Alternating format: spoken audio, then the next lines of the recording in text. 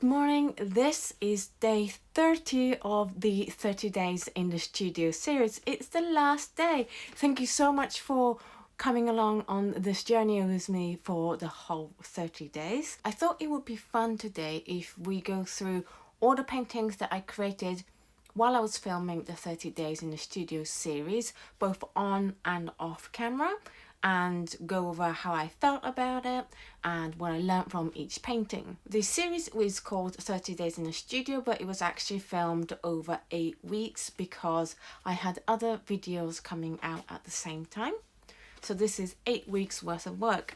And when I came back from Japan, this was the first painting that I painted, which was about 72 colors of the Schmincke color range, and this is where I announced that I was going to embrace my love for color, and that led to the day one painting of the series, which was this one, and this is 71 colors of the Schmincke range, including some fugitive colors, because I just wanted to see how the whole range behaved without kicking out any colors. And I really like this one. This was also the first time I painted on a full sheet of arched paper, so that was a lot of fun. I also used the Holbein's new masking fluid pen, which was a wonderful experience because that gives you really crisp thin lines.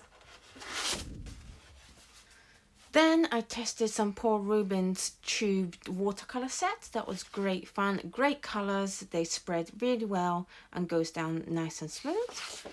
And then a couple of paintings that I did off camera. I was kind of hoping to do a layered masking fluid painting thing, and I was trying out different things, but in the end I kind of ran out of steam. I set out to do way more layers than I ended up doing, and it just took so long to do each layer because you have to wait for the masking fluid to dry, and I can only get about 1 or 2 layers of paint down every day, and I worked on this for 2 weeks and I was like, you know what, this isn't just not going to happen, so we might as well leave it. And that's what happened to them, and that's why you didn't see them. Oh yeah, and on the back of that was a couple of pieces that I did along with the cold press hot press comparison with the layers of grey. I still like this idea.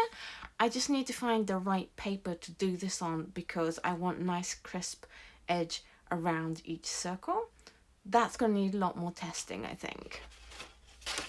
Then we did a lot of scrapey paintings with the credit card that was inspired by Gerhard Richter's work, where he drags, I think it's oil paint, across canvas on a massive scale. And I did that with watercolor. And the great thing with watercolor is that you get to enjoy the white spaces, whereas Gerhard Richter's one is a lot more to do with just the color and really, really strong colors. And I like the layering effect of the colors, like here. It's really, really nice. And then this was another painting that I did off camera. You'll notice that there's a bigger version that's gonna come later on. This was me again embracing all the colors of the rainbow, and this series I've been very, very protective of because I don't want people copying this idea, because it took me a really, really long time to figure out this stuff. But I'm very happy with it. This was the second go. I think there was a study piece that I don't know where it's gone. This is a problem with me. I do lose paintings around the studio and I don't know where pieces end up. I know there are a couple more pieces in this pile that should be there, that's missing. I am the queen of losing paintings in my very small studio. So if you ever want to buy a painting, let me know as soon as I make them, because otherwise you could email me like weeks later and I might not be able to find it. And then I decided I really want to embrace going into landscapes, and this was my first try without doing any lessons of doing landscape. And I still really like this. I think this half is really good. I love the sky and how loose it is.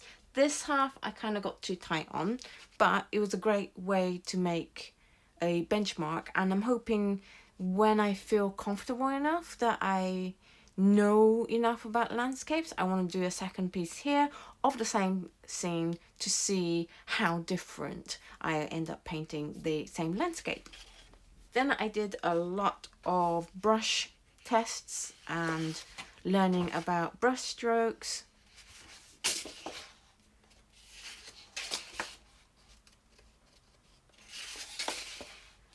And I had a lot of fun learning different brush types.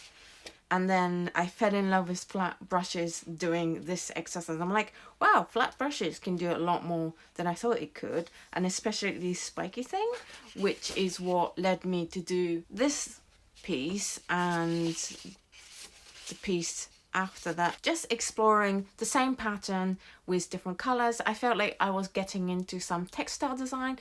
That was definitely fun because you really get to focus on the colors. Might be something that I go back to in the future as well. Then I wanted to study what else can you do with the same technique of using the end of a flat brush, and we discovered lots of different ways and textures of creating different shapes with flat brushes. I really like these pine cone shapes. They were so much fun to do. Ah, yes. And then we got into the first week of Nathan Fox's landscape course, and he gets you to do black and white value studies with gouache. And this was my 2 attempts with gouache before I realized it was just too many things going on that I didn't know how to do. One was that it was my first time using gouache. Then it was first time doing landscapes. It was the first time doing it in black and white. First time doing value studies. It was just too many things. So I decided on that same video to just do watercolor, and that went a lot better. And I'm still very happy with this piece. By the way, there should be a pencil value study. Again, that's another couple of pieces of work that I'm not sure where it's gone in my studio. And then there is a whole load of different landscape value studies. I really love these. I really like the ones I did on the Sonde Waterfoot paper. That's this one, and there's another one coming up. Although now I'm looking at this, I love how rough this is. This is a Jackson's one. This is a Jackson Eco 300 medium rough. And I'm really loving how loose that is and how the texture is really coming through. It's really interesting how the paintings you like as you paint them, and then paintings you like the next day, and then the paintings you like a few weeks later completely changes. For example, this one I didn't like when I painted it because I thought this was a mess, but now it's like it's really alive. It's way more alive than, say, something like this, which I originally preferred over this one. I remember painting them both at the same time, and now it's like it's not that I prefer one over the other as much as I can really appreciate the difference between the two now and like both of them for what they are. It's harder because as artists we are always under pressure to narrow down our style and pin it down, and I feel like, well, these are 2 different styles and there's a pressure for me to pick one or the other by picking one material over the other, whereas now I'm starting to think, no, we don't have to just clamp it right down and figure out one style and stick to that. Maybe we can have a stock of different kinds of paper and pick which kind of look you're going to go for depending on the scene. I love this area on this painting. It's really good. And then I had a really rough time painting this one, or these ones, and I didn't do this on purpose, but remember a couple of days ago when I did the inking painting, a couple of drops dropped, and it was super interesting. And one here, when that happened, I was like, no, I liked those paintings. And I was like, hold on a second. I made a video saying I had the worst painting day ever painting these. But because time had passed and because my emotions and my ego had now calmed down a bit, I was like, no, I liked these ones. These 2 to me were way more important learning step in my journey than all the ones that went well. Like making sure that all the intersections don't clash into one another and just look like one line. Like that is a really important lesson in composition, and I only learned that in here, not all the good ones. And then I painted this one while I was having a week off of filming, and this piece is really precious to me and important to me because it's the combination of a lot of different ideas and me trying to be really honest with what I like and how I prefer to work and just going with it. I hope to carry on this series and enjoy my time making this in the future. And then I was having some really bad time with some negative influences, and you guys were absolutely amazing in helping me with those, so thank you so much. And I decided to channel my frustration, anger and sadness into art rather than trying to keep it inside me, and that's how I created these two different styles of paintings that are going to be for this month's Patreon paintings. And it was so cathartic. I really recommend you give it a go. If you're having a rough time, just try to channel that into a piece of art. Abstract art is amazing for channeling your emotions because it doesn't have to look like anything and you don't have to show it to people. It just happened that for me it was really suitable for me to send out as my Patreon rewards, but you don't have to even make a video or show it or put it on social media. Just paint it because it's a cathartic experience. And then I had a big painting session painting lots and lots of landscapes that I showed you last week. Lots and lots and lots and lots and lots and lots and lots. I really like these two. So I'm thinking that maybe I want to do a series about mountain faces because that's what I seem to be really interested in, is these curvatures and hills and the textures of mountains and hills. And then we tried doing some tests with surgical tapes as masking tapes. That works out really well. I still haven't done a test that leaves the tape on for more than a couple of hours. I will definitely make a video when I get around to doing that test for you guys. And then this was a painting I did off camera.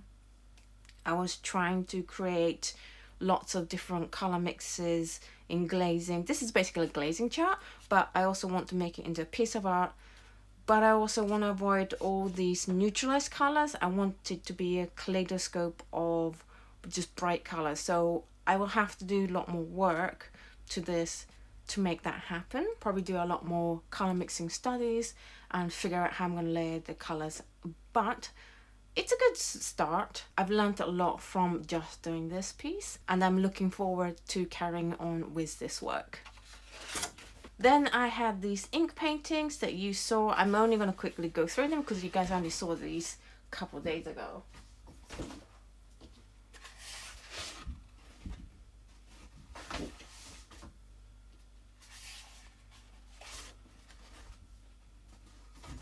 I think I will definitely frame this one the way I framed it in the video because I feel it's nice and strong. And then, as you saw yesterday, I painted this one. So that is it for the 30 days in the studio series. Thank you so much for coming on this journey with me. You guys have been absolutely amazing at providing emotional support when I'm feeling down or struggling with something, and also encouraging me when I am being a bit more brave rather than trying to be safe and hide away from myself. I've learned so much from doing this series. I've also really enjoyed how much more creative this series has made me just by needing to create a video every single day. As for the future, well, I'm going to take a little break of a few weeks just to rest. It's also because my depression of my bipolar it started to come in, and I just need to take care of myself and go easy and go slower for now. I also want to focus on learning about the landscape paintings, and I feel that if I just make videos of each week that I do, then I'm going to be infringing on copyright issues. So I'm going to go away and do that course and then maybe do other courses so that I can gather different ideas about landscapes, let it percolate in me and create something that is mine rather than somebody else's that I'm just making videos about. I'm definitely hoping to be back in October to do Inktober because I'm still liking the idea of doing the black and white landscapes for Inktober, but it all depends on my depression and how good or bad that's gonna be. I just have to take care of myself right now and cocoon myself in my own little hamster ball, I like to call it, until I'm out of the worst of the depression, because I really struggle to interact with people and communicate with people when I'm depressed, and I don't want to end up having miscommunications and falling out with people just because I'm going through a depression. So please be patient with me with emails and stuff while I go through this. I'm just editing a video and I realized that I forgot to say that Patreon will carry on. I'm not taking a sabbatical from that, and I will actually be updating what I'm up to and the paintings I'm doing during the sabbatical up on Patreon. So if you want to be kept updated in what I am up to, then I will see you over there on patreon.com/Oto Kano. But I will definitely be back, and I hope you guys enjoyed this series, and thank you so much for coming all the way to day 30 with me. I will see you when I come back, which hopefully will be very soon. Bye!